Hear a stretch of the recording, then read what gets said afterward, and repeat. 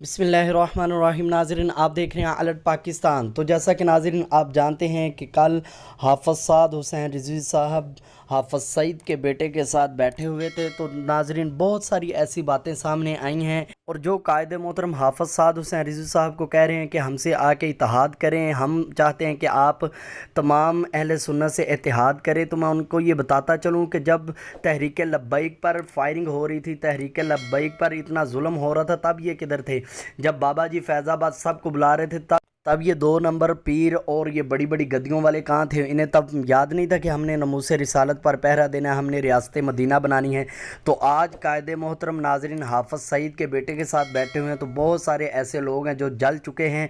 तो आज की रैली में क्या हाफ़िज़ साद हुसैन रिज़वी साहब के साथ होंगे? बिल्कुल नहीं, ये साथ होंगे, क्योंकि कल वकला की कॉन्फ्रेंस थी, इस वजह से कायदे मोहतरम वहाँ पे तशरीफ़ लेके गए और हाफ़िज़ सईद का बेटा भी आया हुआ था।